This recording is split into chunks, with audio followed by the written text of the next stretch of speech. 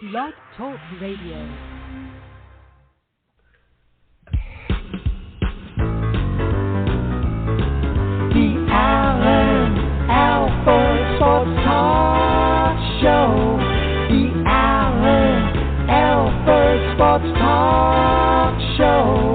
Your host is here for the show tonight to interview our special guest, show highlight the Alan Alford Sports Talk Show.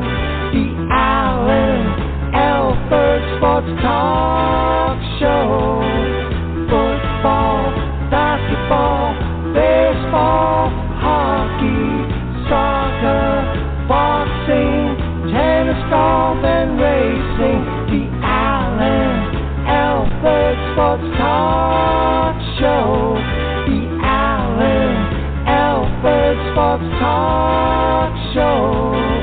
Tune in for all the news and scores, reporting on the games and so much more.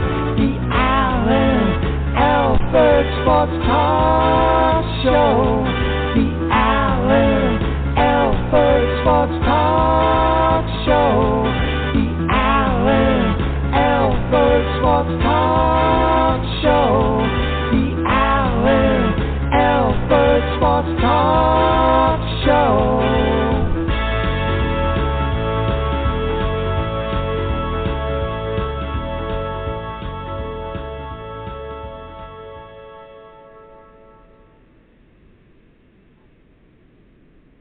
All right. We're going to go ahead and get started here. Nice thing is everything's going to be looking good. All right. Welcome to another great episode of the Alan Alford Sports Talk Show. Just going to make sure that everything's looking good here tonight. We're going to make sure we go error-free, and you're going to have a great time. So definitely welcome to the Alan Alford Sports Talk Show. Hope everybody's doing well out there. And if you want to join the show, feel free to do so. Give us a call here at 516-418-5572. Again, that's 516-418-5572. So, yes, you're going to go ahead and have a great time for you. Let me go ahead and make sure that everything's coming through on the Alan Alford Sports Talk Show. And you can check us out, too, live there on YouTube. So we're doing the double your pleasure. And, in fact, let me go ahead and make sure I got the call-in number for you, 516-418-5572. Again, that's 516-418-5572. Let me just get confirmation that you guys can hear me, and we're going to be good to go. I know that you can hear me on the YouTube. I just want to make sure you can hear me on the blog talk, too.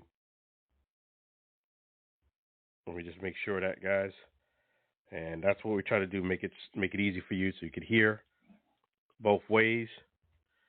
In fact, let me check it for you right now. Give me one moment.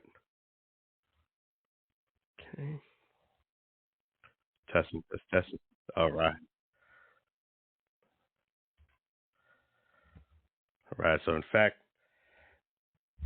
the show is brought to you and sponsored by Chef G's Florida Barbecue Sauce. So delicious and addicting, you may need a support group. Make sure you visit Chef G's right here in beautiful Tampa, Florida, 301 South 22nd Street, Tampa, Florida. And then, if you can't come down to Tampa, that's all right. Come on down to FLBBQSauce.com. Again, it's FLBBQSauce.com. So delicious and addicting, you may need a support group. Make sure you visit Chef G's there at 301 South 22nd Street, Tampa, Florida. Can't come down to Tampa? Visit them at FLBBQSauce.com.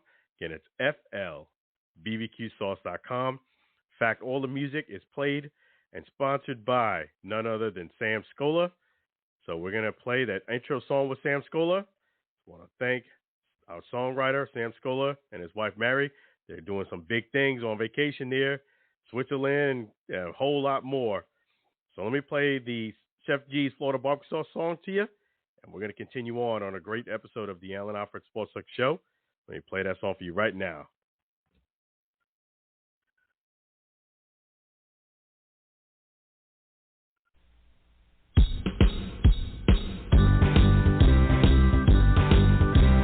Comes in for variety, Chef G's Florida barbecue sauce, a natural flavor. Chef G's Florida barbecue sauce, Florida Gold Honey Mustard on burgers and ribs, tasty fusion on pork and sausage, a classic taste for chicken steak tips, a hot heat wave on meatballs and ham. It's a cookout treat. Chef G's Florida barbecue sauce, serve on fish and vegetables. Chef G's Florida barbecue sauce, Chef G's Florida barbecue sauce, Chef G's Florida barbecue sauce.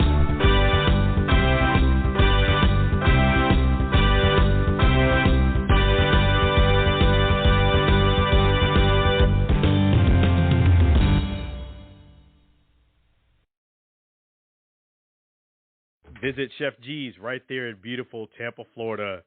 Chef G's, so delicious and addicting, you may need a support group. And definitely check them out there. Sam Scola at singalongwithsam@gmail.com. And thank you so much, Chef G's Florida Barbecue Sauce, for being our wonderful sponsor. Don't forget that sauce, flbbqsauce.com. In fact, we're going to go ahead and kick the show off. We're going to bring on our first call of the day. Let's do that right now on the Allen Alfred Sports Talk Show. In fact, let's do that. Hey, how you doing, Lou? Yeah, thank you. And thanks, Sam. Everything's good? Yeah. Now I figured out why I don't do blog talk anymore for my shows. Oh boy. Now I know why. Well, when I first started out, that's when I did my shows. When I first started out hosting and sub-hosting. Yeah, it has its advantages in life, and just like anything else, it has its disadvantages. I love the fact that you can go ahead and call in, at the 516-418-5572 number. It worked out really great because I was able to interview Willie Horton, who wasn't so technically inclined. We was able to get a great audio recording of him using Blog Talk. Great people like yourself can call in. It's not as convenient when you're just doing StreamYard. As far as people calling in and talking to you, they can chat with you. That's not a problem, but it's not as convenient for them to talk. And I'm kind of old school. I love the fact that people could just call in. As a kid, I used to be able to call in a radio station. I was lucky to get in. So I'm a creature of old habits. So same here. I've done it too.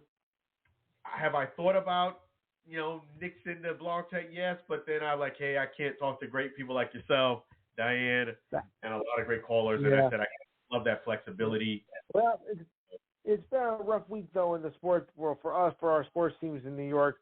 I mean, the Rangers lost 2 in a row. The Knicks are coming off a horrible February, and the Nets fired their head coach. And well, of course, their season's already done. So it's been a down week for us here in the New York area. Wow. Yeah, definitely. That's a lot. That's a lot in a month, let alone a week. Man. Yeah. The Devils fired their coach, too, just on Wednesday. They're making all kinds of ridiculous trades. In fact, they made a trade earlier today for goaltender Jake Allen from Montreal. So, because right now the Devils are not looking good. They're like 6 points out of a playoff spot. They just came off a 3-game losing streak. So, all is not happy right now in the Garden State.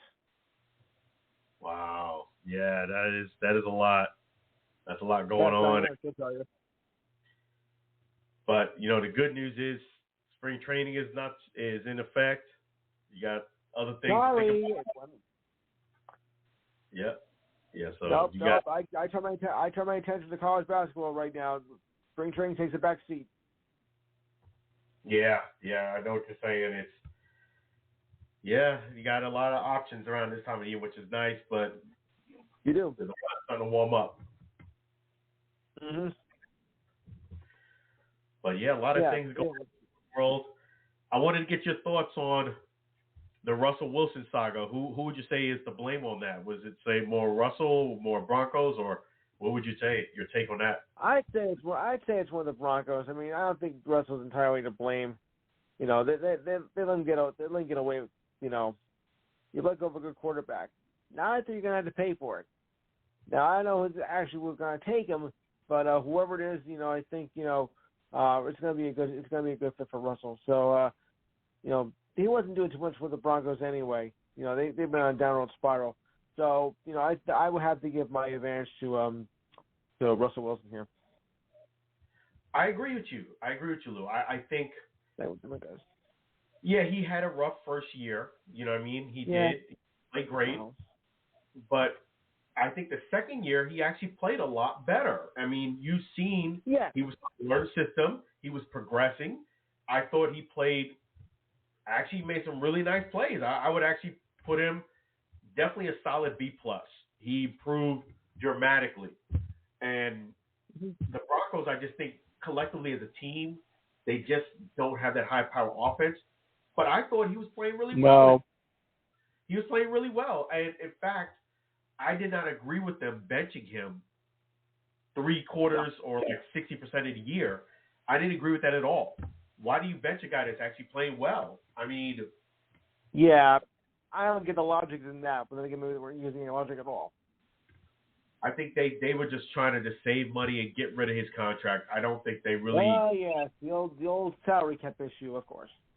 Yeah, I don't think they really gave him a legitimate chance in year 2. No, I think he was doing well, and I think obviously, if you take my word for it, they were so, you know, inept on saving money.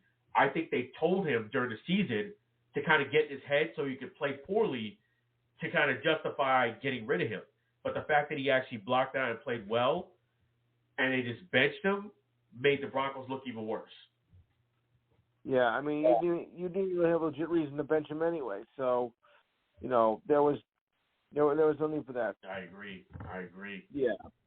You give us some. I you know, it's not for that, but I think sometimes coaches do make, you know, bad decisions for whatever reason. You know, it's not always the player's fault. You know, sometimes it's the coach's fault. I mean, he did get a second year, but you benched him because of the old salary cap nonsense. Yeah, I think so too. Yeah. And I'm gonna talk more about that a bit later in the show. But yeah, you're absolutely right. I feel as if players want to compete, you got to give them a legitimate shot. And a lot of times people look at the players, but a lot of times it's the coach. And the coach didn't have his back. That was at the end of the day. That's what happened. But I tell you who you do have their back. That's going to be the great audience that's going to be calling in tomorrow. So what do you got planned for Cooking for Tomorrow? Well, let's see. We're going to discuss the NHL trade deadline, but we can't do all of them. We can't. No, let's get this straight right now. We cannot do every trade that happened. The NFL free agency deadline. Once again, we'll do as many as we possibly can. We'll talk some NBA. We'll talk a little spring training. NBA, college basketball, because you know what the big story of the week is, of course. So, you know, enough on that one. We'll have the ridiculous end of the week, and I think it's going to be a very hilarious ridiculous end of the week because I have this all worked out. Oh boy. Sports trivia, this week in sports history. And of course, your thoughts and comments are always welcome. The number to call is 512-543-4662. Once again, 512-543-4662. Yeah, I forgot to mention to you last week that last week I had a milestone. Well, I think you've heard of it. Last week I celebrated my 300th show as the host of the series. Wow, that's outstanding. But we had a lot of audio problems last week because the location where I was in is pretty not much compatible. Wow. That's a round of applause for you. But this week, though, should be a much smoother show. At least I hope it will be. So, between 4 and 6 tomorrow, Eastern Time. So there is a time. Please give a call, and hopefully I'll have more people and a much better, smoother show this week than I did last week. Yeah, that's right. That's exactly right, folks. You got to make sure you call in at 512-543-4662, 512-543-4662, and make sure, too, that you also visit him right there on YouTube. Just type in Enhanced Sports Show, and you'll get a chance to see the great Lou live in person. Make sure you check him out on YouTube, as well as calling in at 512-543-4662. And that's going to be between 4 and 6 p.m. Eastern Standard Time Zone tomorrow, Saturday. Make sure you support Lou. That's for sure. And make sure you have a good internet connection as well. That's right. Because we can all use it. Yep, that's right. That's Lou, the legend. Yeah. Make sure you call in, folks. I appreciate you, Lou. You're always a pleasure.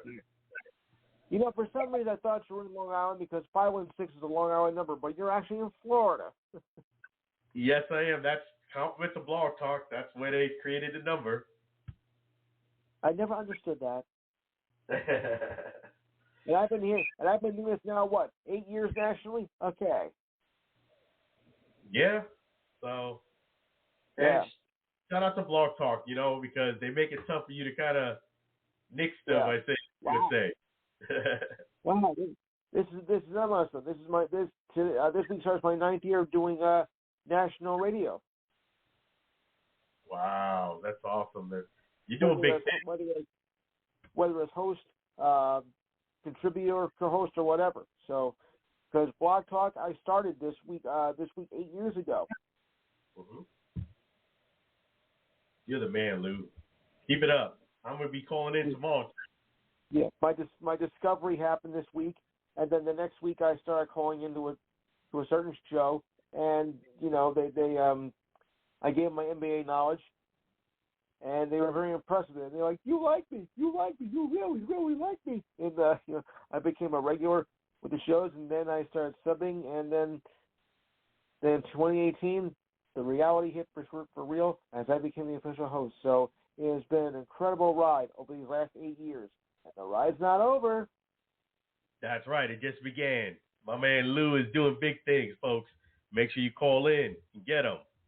Tomorrow, 4 and 6 p.m. Eastern Standard Time Zone. And remember, folks, get your clocks ahead 1 hour. That's right. Set your clocks ahead an hour. We lose our hour of sleep, folks. Yep.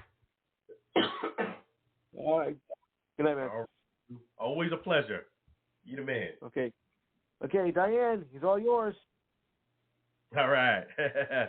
I'm going to get Diane. That's awesome. So, yes, that's the outstanding Lou. Really appreciate him joining us on the Allen Alfred Sports Talk Show. Always a pleasure to have Lou. And, yeah, it's always a pleasure. Make sure you guys support Lou. I'm going to be calling in tomorrow, too. But, yeah, I wanted to kind of talk a little bit more about that. It's a situation where I thought about this and looked into it. It's definitely, in my opinion, more the Broncos' fault than it is Russell. Now, let me start from the very top. I do feel as if there is some validity to what people have been saying about Russell. He has to be more of one of the guys. He cannot be going around trying to be an NFL celebrity as well as the quarterback all in one. You have to go about, play your game, do your thing, and ingratiate yourself with your teammates. You don't want, especially in the way the mentality of football players are, you don't want them feeling as if you are up here and they're down here. You want us feeling as if it's a team sport. Everybody's, status quo. Everybody's contributes, but no one's above the team, no one's below the team. Everybody's on par. And the reason why you want to do that is because you get dissension, you get jealousy, you get someone who is thinking about something other than just playing their game and competing to win. You want your guys to compete to win. That is the primary focus.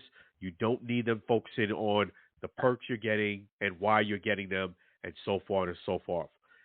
I felt as if that was a mistake for Russell to go ahead and wear your own jersey coming in day one. It kind of says, really, it's not really a big deal that you're wearing a jersey, but it kind of sends a message that I am the bomb and then some. It just comes across that way. And doing the research, this reared its ugly head in the Super Bowl they should have won because the team, the Legion of Boom, felt as if Russ was getting a lot of these privileges. He was kind of like, act like he's up here, everybody's down here. And it cost them the Super Bowl because guys were, basically, I feel as if they were trying to give Russ the MVP instead of giving it to beast mode. When you're trying to win a game and you're trying to ball out and win, it's not about who gets individual accolades.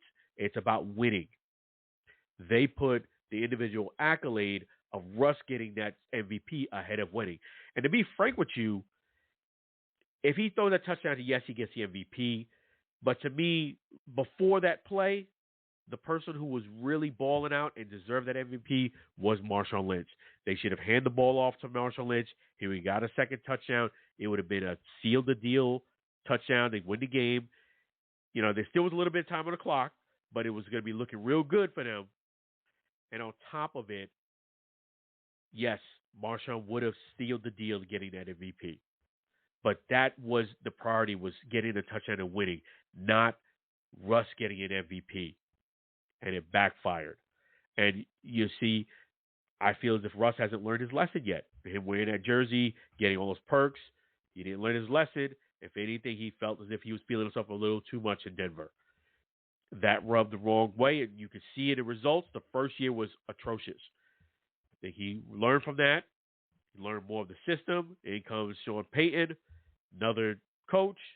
Started off pretty good in the year. I thought Russ actually played a lot better in year 2 than he did year 1. It was a very good comeback year, but it wasn't good enough for some parties. And the biggest party that had to kind of be in his favor, aside from his teammates, was his coach. Coach wasn't sold on Russ, and I think a lot of this has to do with ego. He wanted to get his own guy in and kind of take all the credit by bringing his own guy in, developing him, and saying, hey, yeah, I did it. See, I got this guy in. A lot of coaches, unfortunately, put the ego ahead of winning. And as a coach, you have to be able to develop different players. You can't kind of pick and choose who you always get on the team. You have to kind of take what you have and make the most of it and develop. That includes developing a lot of the players that are already on the team, whether you selected them or not. Russ was on the team. He should have made sure that he did everything in his power to make sure Russ was successful. Regardless of how it turned out, you have to give your quarterback an honest, kind of like, you got to give him an honest shake at it. And I felt as if Sean Payton never gave an honest shake at it. In fact, he pulled the plug real early because they wanted to save that money. They wanted to save that money. They pulled the plug on Russell, and they benched him for the rest of the year. Before they benched him, they said, hey, you have to change things in your contract. Never a good situation, and it ended out poorly. I hope Russ does land on his feet. I feel as if he's a very good quarterback. He can help somebody win. I don't feel as if he's a Patrick Mahomes. I don't feel as if he's a Lamar Jackson. I don't feel as if he's on that level. But I think he's a very good quarterback and can help a team win with the right situation. And I hope he does find that situation. I do feel as if the Broncos are more the blame on this. Russ does shelter some of the blame, but clearly the Broncos made an investment that they didn't get the instant results they wanted, and they acted accordingly to save money and cut ties. And ultimately, it's more, I feel, clearly the Broncos' fault. You didn't support the guy. This is just year 2. If anything, you made it so he would fail. So definitely, I hope Russ does a lot better. Wish him the best. Other big news that happened this week was Jason Kelce officially retired. I'll give you my thoughts on that. When I watched that press conference and I listened to it and checked it out, I don't think Jason Kelce is ready to retire. If you're going to be that upset about a decision you knew was coming and you knew we're going to retire, you should at least give it another year and see how it goes. Give it another year, kind of let people know that this is probably going to be it. They give a year to send you off, and the shock and the kind of like the feeling of retirement wouldn't be so harsh on you. I feel as if the man wasn't ready to retire. That's how I feel. That was my takeaway. He was retiring maybe a year or two sooner than he really wanted to or should have, and you can just tell by the emotion that was attached to it. Do guys get emotional when they retire? Sure they do, but I feel as if there was something extra there, and I feel as if he wasn't really ready to retire. Of course, you never know everything that's going on behind the scenes, but I don't feel as if he was ready based on what I saw. And for you to be that upset, you should have maybe stuck it out for another year or two, at least another year. See how it goes. That's just my take on it, but ultimately it's Jason's decision, and I definitely wish him the best, him and his family. And that is always a tough decision. And if you're going to be that upset, you probably need to play another year. That's the way I look at it. Then, go from there. You can always reevaluate after you play a year, see how it goes. Maybe you might have 2 years, but at least give it that year. Say, hey, guys, I'm going out there and giving my best. I am going to let you know that this chapter of the book is getting close to the finish. And people kind of read between the lines. And you can see how the year goes. You leave yourself that out. But definitely wish him the best. Big news, too, that happened in the NFL is that the Bucs did re-sign Mike Evans. So congratulations to Mike Evans and the Bucs.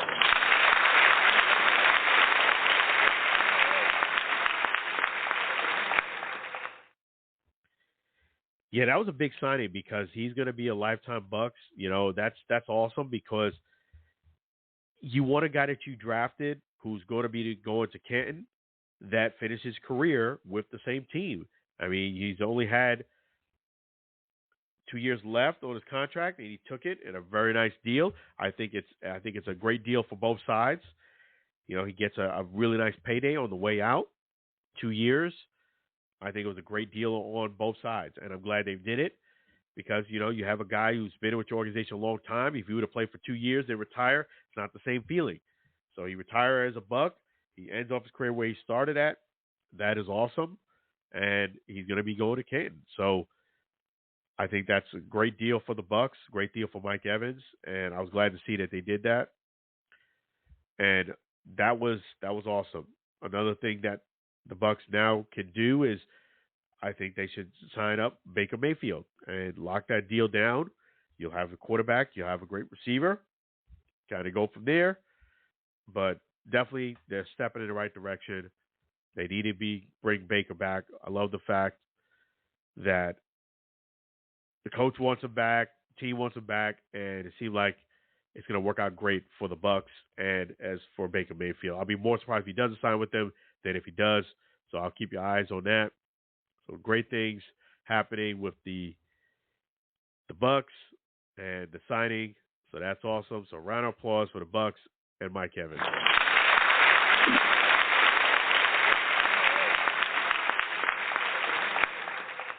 That's awesome. We're going to shift gears now and talk some UFL news.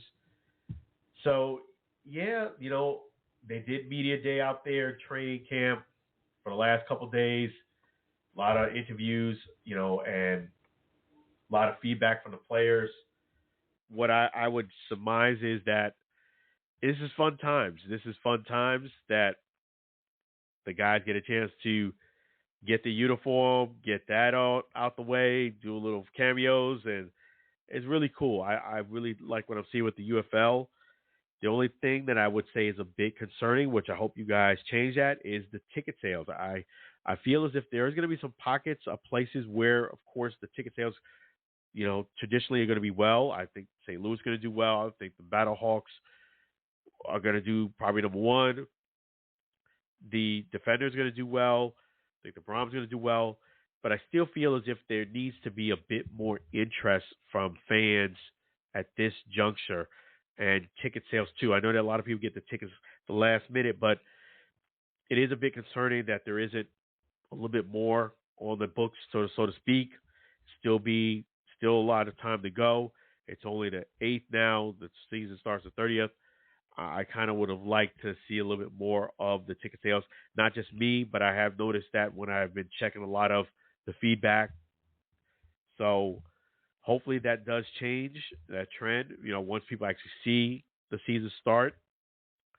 And, full transparency, I did put in my request to cover game 1 of the UFL to the league. I put in a request for that. So if I'm there, that lets you know that everything went smoothly. They approved it, and we're good to go. If you don't see me there, you can pretty much figure out what happened. I put in the request. I have the availability. I put it on the calendar. So as far as I'm concerned, I am locked and loaded for March 30th for game 1 to be there in Texas to watch the Arlington Renegades against the Birmingham Stallions to see game 1. I put in the request. I will let you guys see how this plays itself out. Again, I'm blessed and honored to get those tickets. The media credentials should say I will be there. If not, I don't know. The thing about it is it's a different vibe and a different situation, being I'm coming to league and now it's out of state. So if you give me media credentials, I will do an Allen Alpha Sports Talk show all out. Fantastic job, but it's either all or nothing as far as I'm concerned when it comes to media, especially when it is out of state. That's just the way it goes. I got to prepare for that. I got to take family time away, and there's a lot that goes into it. It's one thing if it was just a drive to Orlando and back, which is not that close of a drive for me. It's almost, you just figure almost 2 hours there, 2 hours back. It's just a little bit shorter drive than that, technically, but there's always that traffic, slowdowns.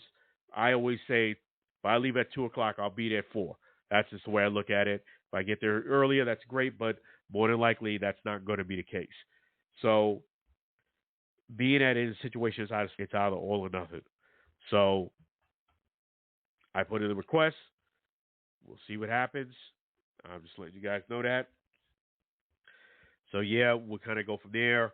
And that's another thing. I did mention on this show as well as my other show, the UFL Fan Den, that I was going to try to go to training camp. I did have that in play, but, we're kind of time went by kind of fast. There are a few things that I have to do here in Tampa, Florida for this month of March. For me to get down there and then come back down there another couple of weeks of season start probably wasn't logistically as good for me as I would have liked, planning-wise and just logistics. So I just figured it's just at this point, just go ahead and show up, come out there for game 1 and go from there. But I will keep you guys posted on that. And they're doing a lot of things on the UFL. Check out the UFL.com. Definitely also the UFL.com. Check out YouTube too. While you're here watching me on YouTube, subscribe to the UFL if you haven't already, and also subscribe to Destroying. I did see that nice video, so we'll see if those 6 million followers, 6 million, will come out strong and support, get those tickets. So it'll be interesting to see. But I do think the Brahms is going to show up and do well. The only concern I have is that I did see on the schedule that opening day is Thursday and the season starts Saturday. So we'll see how this works itself out. And I'll keep you guys posted. Now we're going to go ahead and switch a little bit of gears and talk some boxing. A lot of boxing news. If you haven't seen it already, if you haven't saw the word, yes, Anthony Joshua, better known as AJ, did beat and knock out Francis Ngannou, and he knocked him out cold. And I was hoping that this fight, when I posted it up, I kind of forgot that it's in Saudi Arabia. And more importantly than me forgetting that, I forgot the time difference. The fight actually did go on earlier than most typical fights on a Friday night here in the States. Everything ended up by about 7:30. But I was going to tell you the same thing that I felt. I felt as if Ngannou was going to have a tougher time beating AJ than he did Tyson Fury. And you might be like, well, how was that possible? Tyson Fury has beat Wilder. He's beat a lot of guys. Tyson Fury is a very, very good technical boxer. He has very good punches, but he's not a knockout type punching power guy where he's kind of, of course, with any heavyweight, he can catch you, you get knocked out. But that's typically not his style. It's usually a combination of him hitting you, you drop that guard, he hit you with that 1-2, you're out. He doesn't have heavier hands as I feel as if a guy like AJ. I felt as if AJ was going to be a much tougher fight for Francis to win than Tyson Fury. I think he got robbed, Ngannou, against Tyson Fury. I do feel as if Ngannou did win that fight. And I did say that he wasn't going to get the decision. Even Ngannou said himself he wasn't going to get the decision, even though he deserved to get it. This is what you get with boxing. So there was no surprises on the way outcome it came out. I was surprised how well Ngannou did against Tyson Fury, but I wasn't as surprised at him not having success against AJ. AJ is a different type of fighter. He has heavier hands. He's stronger in that regard than Tyson Fury. And I just felt as if with AJ, he was a little bit too sound technically for some of the things that Francis got away with. He wasn't going to get away with as much with AJ. And I felt as if the way AJ's style was and the way it is, if you don't really hurt AJ or you leave yourself open the way Francis was doing against Tyson Fury, you are going to get hurt more with AJ. It did not surprise me that AJ knocked him out. I was expecting that. In fact, I just felt as if this was I wouldn't say Francis Ngannou was as bad as he looked, but I felt like this was not going to be a good matchup for Francis for those reasons, especially those hairy hands that he has. AJ, he's stronger than Tyson Fury. The way he's built, I just felt as if it wasn't going to be a good thing for Francis, and he did get knocked out. See, that's why it kind of upsets you even more, because the fight that he should have won, which he did win, in my opinion, and the judge should have awarded him the win, they didn't.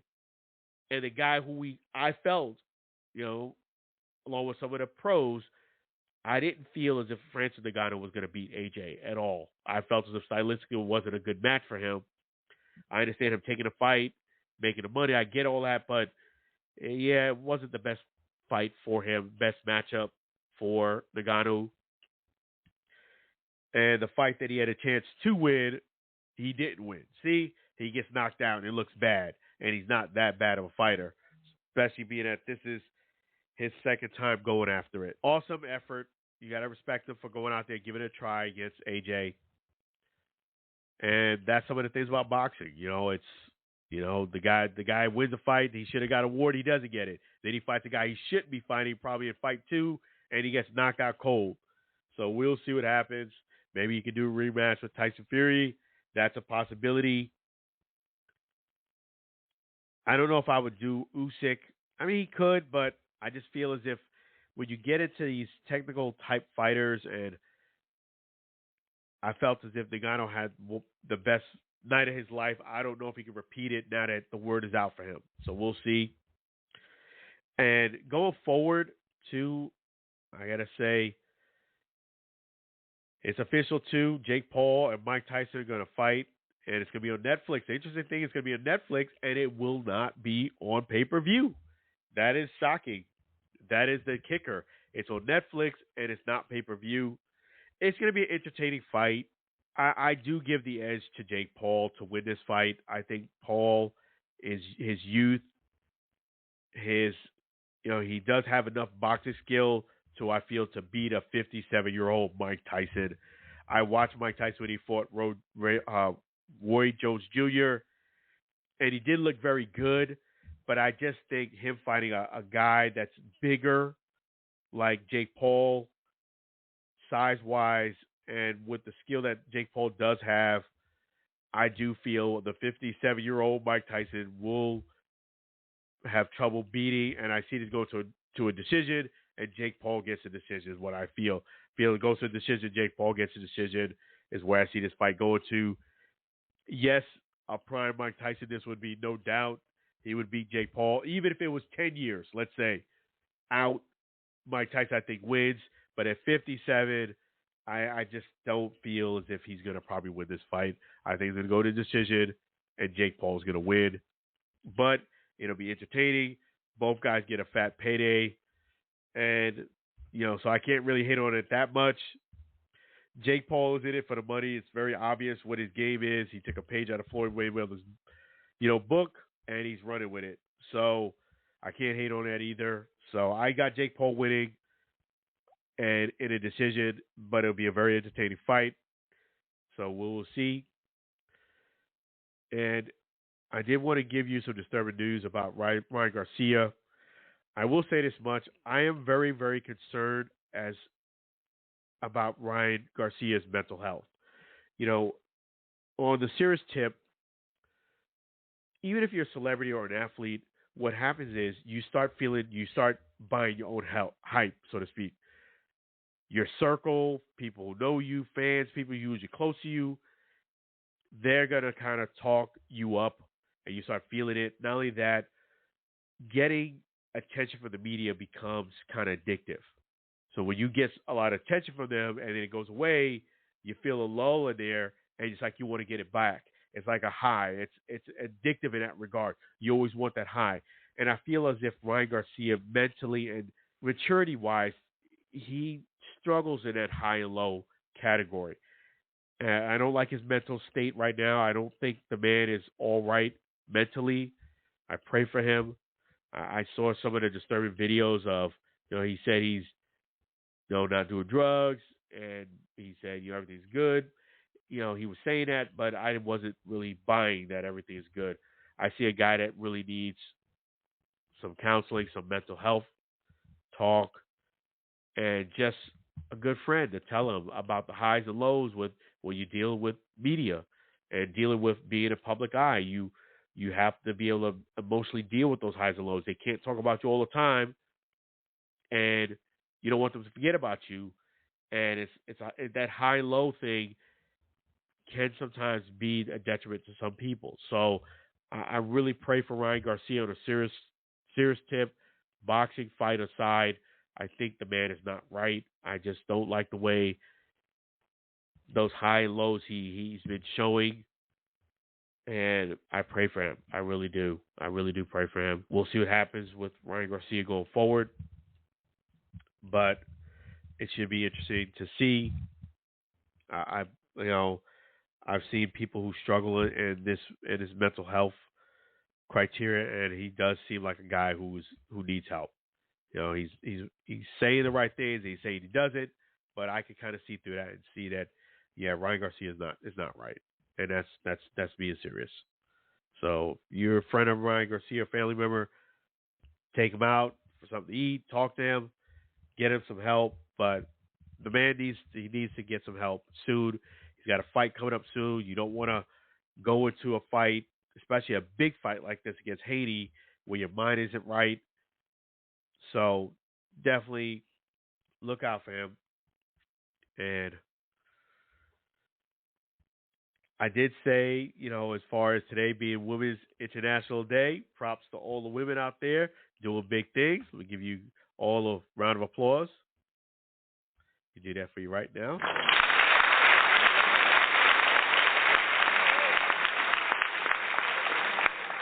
Yeah, it's amazing, how, women are doing their thing in the year 2024.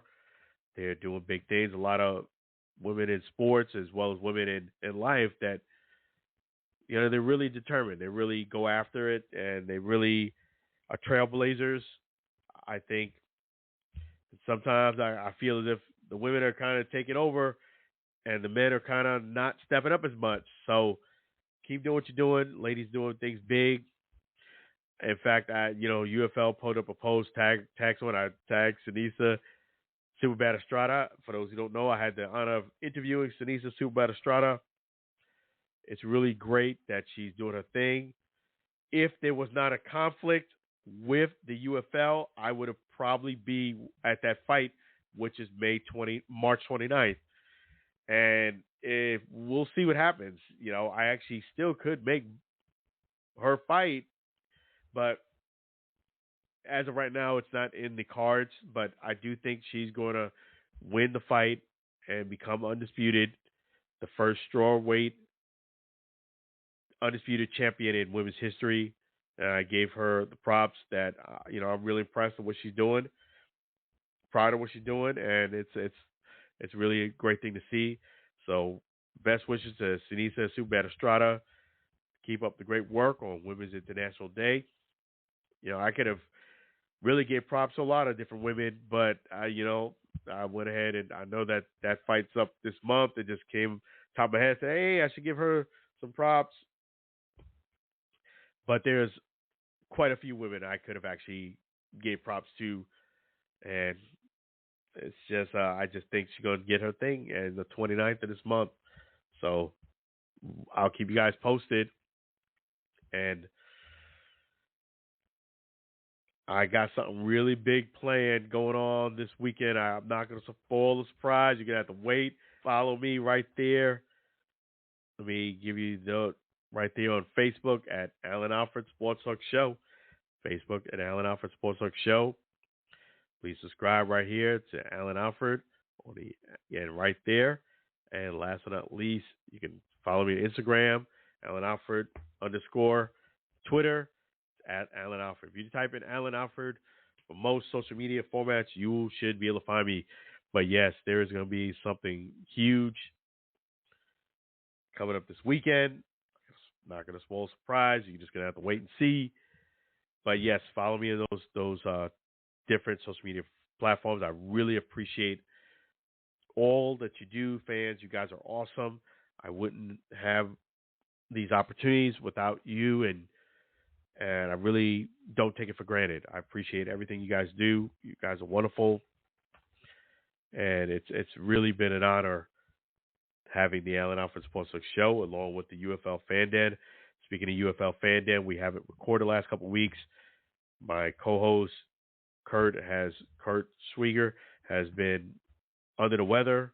Definitely pray for him that he continues to do a lot better. But yeah, that is the reason why we haven't done the last couple of weeks. I definitely pray that he gets better. But first and foremost is his health. So I'm praying that it works out, that he does get better. But I will keep you guys posted on that. And I will try to get some more AFL news. Next week is spring break. There's a lot of great things going to be happening too during this week. I will keep you guys posted. But man, AJ really did knock out Francis Ngannou. So, and let me go ahead and do a couple things for you guys. Let me go ahead and thank our wonderful sponsor. In fact, let me do that.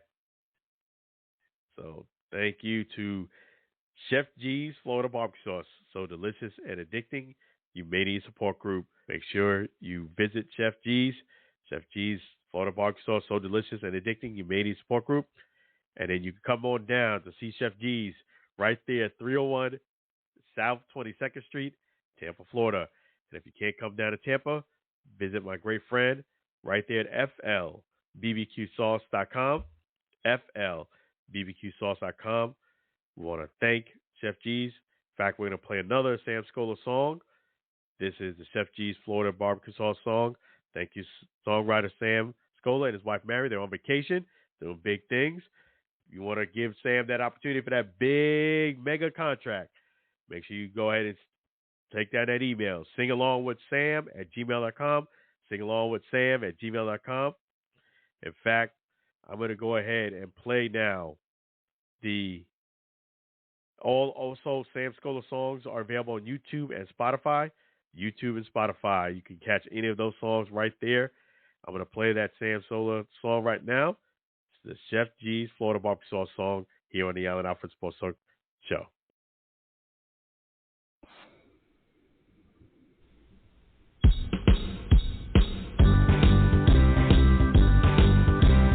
comes in full variety. Chef G's Florida barbecue sauce, a natural flavor.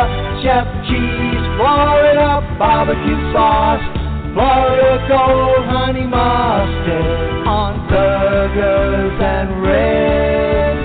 Tasty fusion on pork and sausage.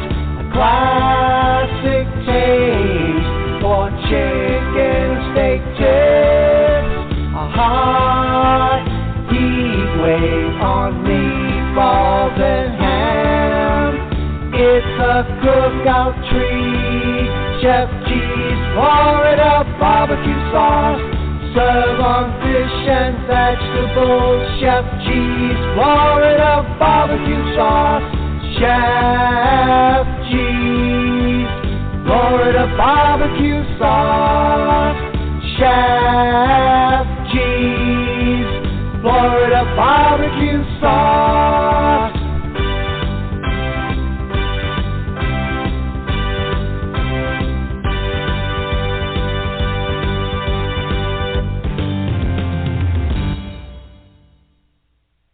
Guys, got to set your clocks forward. Chef G's Florida barbecue sauce, so delicious and addicting. You may need a support group.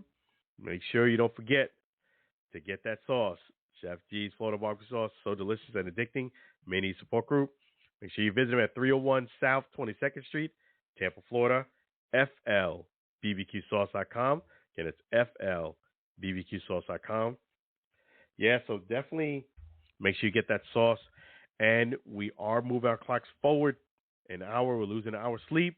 So for that reason, I'm going to go ahead and cut the show a little bit shorter than I normally would because we are losing an hour's sleep. So I'll let you guys get that, make up for that hour's sleep. But it's always been a pleasure here on the Allen Alfred Sports Talk Show, doing things for you guys, doing big things.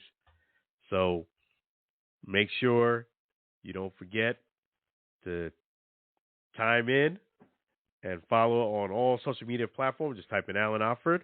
Really appreciate your support. So we're going to end the show with another wonderful Sam Scola song. It's the end of the show, and that's the end of the show theme song by Sam Scola. Really appreciate him and Mary. So here it is, the end of the show theme song by Sam Scola.